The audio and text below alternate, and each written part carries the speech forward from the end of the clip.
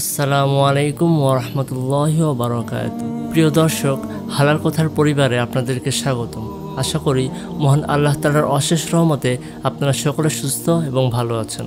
দোয়া মানে হলো প্রার্থনা করা, মহান রব্বুল আলামিনকে একান্তে রাখা, তার সামনে নিজেকে পেশ করা, নিজের প্রয়োজন ও আরজিগুলো তার কাছে পেশ করা। আল্লামা তিবি রহমতুল্লাহ আলাইহি বলেন, দোয়া হচ্ছে আল্লাহর কাছে বান্দার সর্বোচ্চ বিনয় প্রদর্শন, তার কাছে নিজের মুখাপেক্ষিতা প্রকাশ করা এবং তারই কাছে আশ্রয় গ্রহণ করা। তুফাতুল আহওয়াজি 9:220। এর জন্য আমাদের উচিত জীবনের প্রতিটি মুহূর্তে আল্লাহকে স্মরণ করা, যে কোনো প্রয়োজনে আল্লাহর কাছে আত্মসমর্পণ করা, তার কাছেই সাহায্য চাওয়া। তবে কিছু বিষয় বা কিছু বাক্য দ্বারা দোয়া করা নিষেধ আছে। আজ আমরা সেই বিষয়ে জানার চেষ্টা করব ইনশাল্লাহ। বিরক্ত হয়ে সন্তানের জন্য বদদোয়া করা। অনেক সময় মানুষ পরিণাম না ভেবেই অধৈর্য হয়ে সন্তান সন্ততি সহ নিকট আত্মীয়দের জন্য বদদোয়া করে বসে, যা নিষেধ। পবিত্র কোরআনে মানুষের এই অধৈর্য আচরণের কথা উল্লেখ হয়েছে।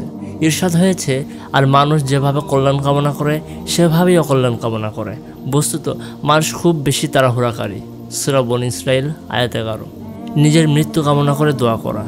অনেক সময় মানুষ বিভিন্ন বিপদ আপদ, ঋণের বোঝা বা অসুস্থতায় হতাশ হয়ে মহান আল্লাহর কাছে মৃত্যু কামনা করে দোয়া করে বসে, যা একেবারেই উচিত নয়। রাসূল সাল্লাল্লাহু আলাইহি ওয়াসাল্লাম তার উম্মতদের কঠিন বিপদেও মৃত্যু কামনা করতে নিষেধ করেছেন।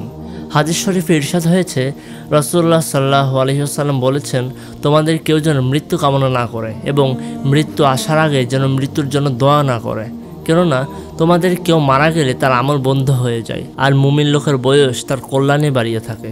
সহিহ মুসলিম হাদিস 6712। অন্য হাদিসে ইরশাদ হয়েছে, আনাস রাদিয়াল্লাহু তাআলা আনহু এর সনদে নবী সাল্লাল্লাহু আলাইহি ওয়াসাল্লাম থেকে বর্ণিত, তিনি বলেন, রাসূলুল্লাহ সাল্লাল্লাহু আলাইহি ওয়াসাল্লাম বলেছেন, তোমাদের মধ্যে কেউ যেন বিপদে পড়ার কারণে মৃত্যুর আকাঙ্ক্ষা না করে। তবে যদি মৃত্যু তার কামনা হয় তাহলে সে যেন বলে, হে আল্লাহ, আপনি আমাকে জীবিত রাখুন যতক্ষণ পর্যন্ত আমার হায়াত আমার জন্য কল্যাণকর হয়, আর যদি আমার জন্য মৃত্যু কল্যাণকর হয় তবে আমাকে মৃত্যু দিয়ে দিন। মুসলিম হাদিস নং 6707। ইহকালে শাস্তি পাওয়ার দোয়া। অনেকে আবার পরকালীন শাস্তি থেকে বাঁচার আশায় ইহকালে নিজের শাস্তি কামনা করে। এটা বান্দার উপর কঠিন বিপদ ডেকে আনতে পারে।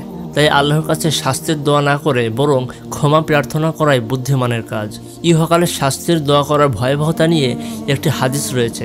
সেখানে নবীজি সাল্লাল্লাহু আলাইহি ওয়াসাল্লাম একজন সাহাবীকে এ ধরনের দোয়া করতে নিষেধ করেছেন।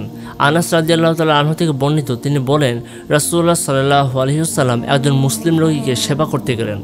সে অসুখে কাতর হয়ে অত্যন্ত দুর্বল হয়ে পড়েছিল, এমনকি সে পাখির ছানার মতো হয়ে গেল।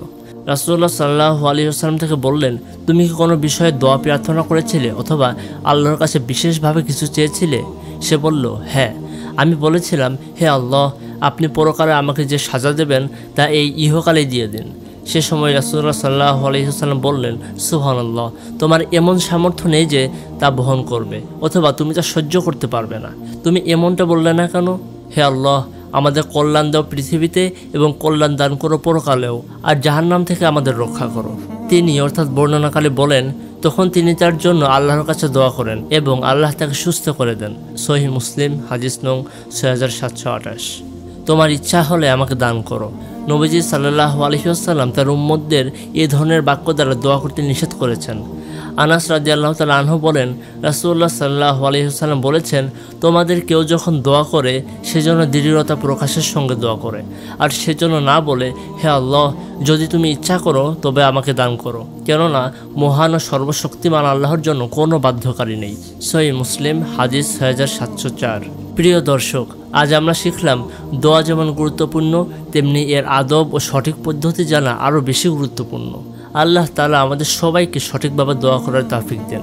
আমরা যেন কখনো হতাশ হয়ে, কষ্ট পেয়ে বা হঠাৎ রাগ অভিমানে এমন কিছু না বলি যা আমাদের জন্য ক্ষতির কারণ হয়ে দাঁড়ায়। চলুন আমরা সবসময় আল্লাহর উপর ভরসা করি, ধৈর্য ধরি এবং সঠিক ভাষায় ও বিনয়ের সঙ্গে তার কাছে দোয়া করি।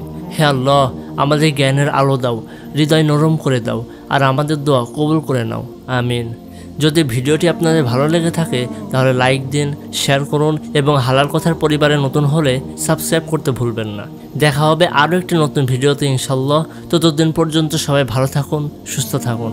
আসসালামু আলাইকুম ওয়া রাহমাতুল্লাহি ওয়া বারাকাতুহু।